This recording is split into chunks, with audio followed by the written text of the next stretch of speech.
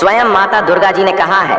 जो भी स्त्री नवरात्रि के दौरान कर लेगी ये दो छोटे से काम, उसके जीवन के हर कष्ट को मैं शीघ्र कर दूंगी, खत्म, खुशियों से भर दूंगी। मैं उसका घर, उसकी हर मनोकामना को मैं कर दूंगी पूरा। दोस्तों,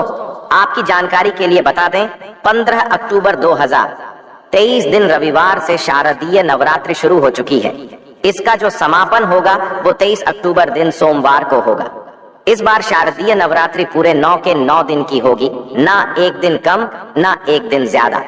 दोस्तों, हमारे हिंदू धर्म में शारदीय नवरात्रि का अपने आप में एक विशेष और खास महत्व होता है। वैसे तो एक साल में 4 नवरात्रियां पड़ती हैं और हर नवरात्रि में माता दुर्गा जी स्वर्ग से धरती पर वास करने आती है, परंतु शारदीय नवरात्रि में माता दुर्गा जी हाथी पर वास करके धरती पर वास करने आती है। ध्यान रखिएगा, वेद पुराण में साफ साफ लिखा हुआ है, जब भी माता रानी जी धरती पर वास करने आती है, उन्होंने सिंह को वाहन के रूप में ना लेकर के हाथी को अपने वाहन के रूप में लिया हुआ है। तो ये धरती के लिए बहुत ही शुभ संकेत होता है और ऐसा समय भक्तों के जीवन में खुशहाली लेकर के आता है। दोस्तों, एक साल में 4 नवरात्रियां पड़ती है, परंतु हमारे हिंदू धर्म में नवरात्रि सबसे ज्यादा फलदायी नवरात्रि होती है, क्योंकि इस दौरान माता रानी जी बहुत ही ज्यादा प्रसन्न मुद्रा में होती है, अपने दोनों हाथों से अपने भक्तों पर कृपा बरसाती है और शारदीय नवरात्रि के दौरान की गई पूजा साधना क्रिया कभी भी खाली नहीं जाती है।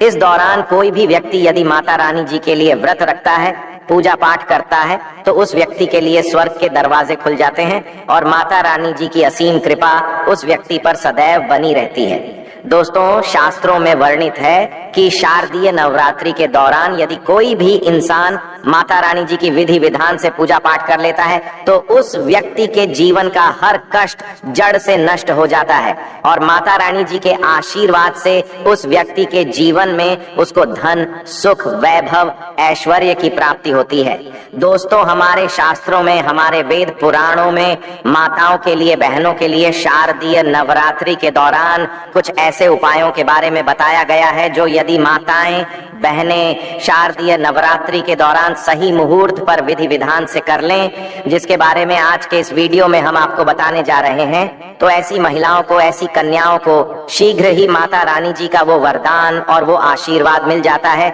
जिसके पश्चात उनके जीवन के हर प्रकार की परेशानी खत्म हो जाती है और माता रानी जी के आशीर्वाद से उनके जीवन में अपार खुशियां ही खुशियां आती हैं। देखिए दोस्तों, वेद पुराण में तो साफ साफ यहाँ तक लिखा हुआ है कि यदि किसी भी नवरात्रि के दौरान माताएं, बहनें माता रानी जी को सच्चे दिल से पुकारती हैं तो माता रानी जी उनके घर पर वास करने अवश्य जाती हैं। उनकी केवल एक पुकार पर ही उनके जीवन के हर कष्ट को जड़ से नष्ट कर देती है। और यदि शारदीय नवरात्रि के दौरान माताएं, बहनें वेद पुराणों के अनुसार वो उपाय कर लें, जिसके बारे में आज के इस वीडियो में हम आपको बताने जा रहे हैं, तो मान के चलिए माता रानी जी के आशीर्वाद से माताओं, बहनों के परिवार के जीवन में एक चमत्कारी और सकारात्मक बदलाव आ सकता है। दोस्तों, चाहे आप पुरुष हैं, चाहे महिला हैं, आज के इस वीडियो को बहुत ध्यान से लास्ट तक, अंत तक बिना भगाए देखिएगा, क्योंकि आज के इस वीडियो में हम जानकारी आपको वेद पुराणों के अनुसार देने जा रहे हैं और यदि आपने इस जानकारी को प्राप्त करके नवरात्रि के दौरान 2-4 मिनट का समय निकाल करके उन उपायों में से एक भी उपाय कर लिया, जिसके बारे में आज के इस वीडियो में हम आपको बताने आ रहे हैं, जिसके बारे में हमारे वेद पुराणों में, शास्त्रों में लिखा हुआ है, तो आप अपने जीवन की कितनी ही बड़ी समस्या में फंसे हो, कितने ही बड़े दुख का सामना कर हो और कितने ही बड़ा कष्ट आपके जीवन में हो, माता रानी जी के आशीर्वाद से आपके जीवन की हर प्रकार की दुविधा से आपको अवश्य मुक्ति मिल जाएगी। और इन उपायों को करने के पश्चात मान के चलिए, न केवल आपके बल्कि आपके पूरे परिवार के जीवन में एक चमत्कारी और सकारात्मक बदलाव आएगा। फिर हम आपको इस वीडियो में बताएंगे कि नवरात्रि के दौरान वो कौन सी ऐसी 2 चीजें हैं जो यदि किसी भी घर की महिला कन्या कर लेगी तो मान के चलिए माता रानी जी की असीम कृपा उस महिला पे, उस कन्या पर सदैव बनी रहेगी। माता रानी जी के आशीर्वाद से वह महिला, वह कन्या अपने जीवन के हर प्रकार के कष्टों से मुक्ति और इसके जीवन में माता रानी जी के आशीर्वाद से उसको भौतिक सुखों की प्राप्ति होगी। इसीलिए इस वीडियो को लास्ट तक, अंत तक न केवल अपने लिए बल्कि अपने पूरे परिवार के भले के लिए देखिएगा और यदि आप चाहते हैं कि माता रानी जी की कृपा सदैव आप पे और आपके परिवार पर बनी रहे, माता रानी जी के आशीर्वाद से आपके जीवन में धन की वर्षा हो और आपको कभी भी अपने जीवन में किसी भी प्रकार की परेशानी का सामना ना करना पड़े, माता रानी जी की कृपा से आपके घर की बरकत हो, आपके घर की उन्नति हो, तो दोस्तों पूरी सच्ची श्रद्धा और पूरे विश्वास के साथ कमेंट बॉक्स में जाइए और शीघ्र नारा लगा दीजिए, जय माता दी, जय माता रानी जी की। और यदि आप माता रानी जी के सच्चे भक्त हैं तो इस वीडियो को लाइक करना मत भूलिएगा और एक काम कीजिएगा, कमेंट बॉक्स में अपनी राशि भी डाल दीजिएगा। आपकी राशि के अनुसार कोई भी ऐसा उपाय होगा जो शारदीय नवरात्रि के दौरान आप करके लाभ पा सकते हैं, वो आके हम आपके कमेंट के रिप्लाई में बता देंगे। परंतु आपसे हाथ जोड़ करके निवेदन था, वीडियो लाइक करना मत भूलिएगा। तो यदि आप महिला हैं, यदि आप कन्या हैं, तो कुछ ऐसी गलतियां हैं जो वेद पुराणों के अनुसार आपको शारदीय नवरात्रि के दौरान भूल कर भी नहीं करना चाहिए, वरना माता रानी जी आपसे रुष्ट हो जाएंगी और कभी भी आपके घर पर वास करने नहीं आएंगी। तो वो कौन सी गलतियां हैं जो आपको शारदीय नवरात्रि के दौरान नहीं करनी चाहिए? तो सबसे पहले तो आप इस बात का ध्यान रखिएगा,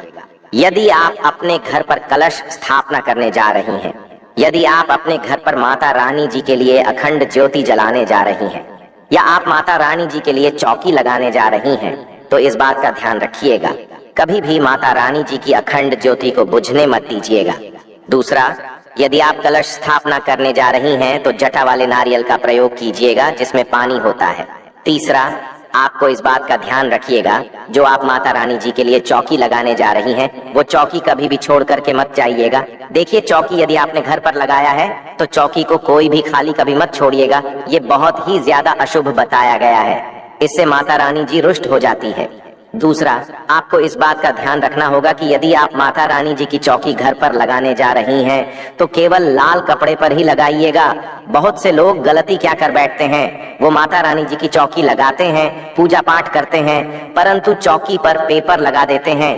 पेपर रख करके चौकी लगा देते हैं। ये हमारे वेद पुराणों में बहुत ही अशुभ बताया गया है। यदि आप पेपर रख करके माता रानी जी के लिए चौकी लगा रहे हैं तो इससे माता रानी जी आपसे रुष्ट हो सकती और कभी भी आपके घर पर वो वास करने नहीं आएंगी। हाँ, माता रानी जी की चौकी यदि आप लगा रही हैं तो लाल कपड़े पर लगाइए, इस बात का ध्यान रखिएगा। ऐसे लाल कपड़े का प्रयोग कीजिएगा जो पहले कभी भी प्रयोग ना हुआ हो। तीसरा, इस बात का आप लोगों को ध्यान रखना होगा, जब भी आप माता रानी जी की पूजा पाठ करने जा रही हैं, माता रानी जी की आपने चौकी लगाई है तो वहां पर कभी भी काले कपड़े का प्रयोग मत कीजिएगा, या माता रानी जी की पूजा पाठ करते वक्त काले कपड़े का धारण मत कीजिएगा। ये बहुत ही ज्यादा अशुभ बताया गया है, इससे माता रानी जी शीघ्र ही रुष्ट हो जाती है। देखिए, इस बात का आपको ध्यान रखना होगा कि आपने इस नवरात्रि के दौरान 9 के 9 दिन का व्रत रखा हुआ है, तो 9 के 9 दिन में आप लोगों को माता रानी जी के 9 अलग अलग स्वरूपों को अलग अलग प्रकार के फल को अर्पित करना होगा। माता रानी जी के 9 अलग अलग स्वरूपों को आपको अलग अलग प्रकार के फूल अर्पित करना होगा, क्योंकि माता रानी जी की 9 अलग अलग स्वरूपों की पूजा पाठ की जाती है इस नवरात्रि के दौरान। और हाँ, यदि आपने 9 दिन का व्रत रखा है तो पेट भर कुछ भी मत खाइएगा, क्योंकि जिस व्रत में तपस्या ना हो, संघर्ष ना हो, वो व्रत कभी भी फल पलट करके नहीं देता है। आप यदि इन बातों का ध्यान, तो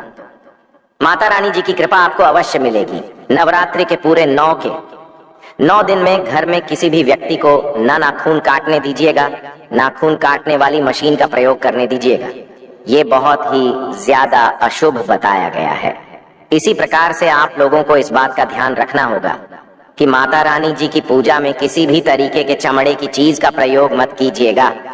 देखिए, होता क्या है, बहुत सी माताएं बहनें नवरात्रि का जो व्रत रखती हैं वो माता रानी जी के मंदिर जाती हैं, चौकियों पर जाती हैं। तो आप लोग इस बात का ध्यान रखिएगा, कृपया करके आप लोग कभी भी माता रानी जी के पंडाल पर जा रही हैं तो आप किसी भी चमड़े वाली चीज का प्रयोग मत कीजिएगा, जैसे पर्स हो गया,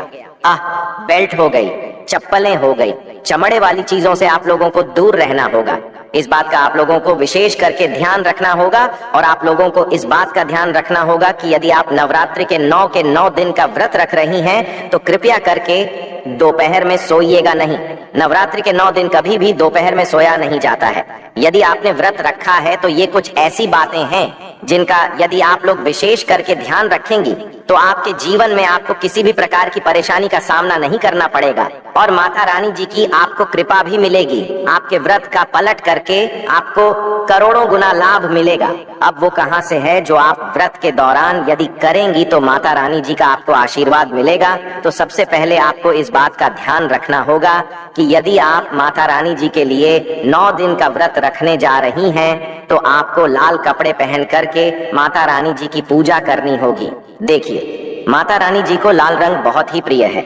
यदि लाल रंग का प्रयोग करते हुए आप माता रानी जी की पूजा पाठ करेंगी तो आपकी पूजा सिद्ध भी हो जाएगी और आपका पूजा का पलट करके आपको करोड़ों गुना लाभ मिलेगा। दूसरा, आपको इस बात का विशेष करके ध्यान रखना होगा, जब भी आप माता रानी जी के लिए पूजा पाठ करने जा रही हो तो पूजा पाठ करने से चौकी के पास थोड़े से गंगा जल का छिड़काव कर दीजिएगा। गंगा जल का छिड़काव करने के पश्चात ही माता रानी जी की पूजा पाठ कीजिएगा। ये बहुत ही ज्यादा शुभ बताया गया है। तीसरा, यदि आप माता रानी जी की पूजा में माता रानी जी को लाल गुड़ल का फूल अर्पित करती हैं तो ये बहुत शुभ बताया गया है। देखिए, लाल गुड़ल का फूल जो होता है वही एक ऐसा फूल होता है जो माता रानी जी के 9 अलग अलग स्वरूपों को एक साथ अर्पित किया जा सकता है। तो माता रानी जी की पूजा में यदि आप लाल गुड़ल के फूल का प्रतिदिन उनको अर्पित कर रही हैं तो माता रानी जी के 9 अलग अलग स्वरूपों का आपको आशीर्वाद मिलेगा। देखिए, यदि आप अपने व्रत के दौरान में सीताफल का प्रयोग करेंगे तो इससे माना जाता है कि माता सीता जी का आपको असीम आशीर्वाद मिलता है और माता रानी जी को यदि आप सीताफल अर्पित करेंगी तो इससे भी आपको माता रानी जी का आशीर्वाद मिलेगा। तो ये कुछ ऐसी चीजें थीं जिनका आपको ध्यान रखना है और नवरात्रि के दौरान करना है और आपको माता रानी जी का आशीर्वाद भी मिलेगा, वरदान भी मिलेगा और आपके जीवन में आप बहुत खुश रहेंगे। आशा है कि आज की इस प्रस्तुति में बताई गई जानकारी आपको अच्छे से समझ आ गई होगी। वीडियो अच्छा लगा हो तो एक लाइक अवश्य कर दें। धन्यवाद वीडियो के अंत तक बने रहने के लिए।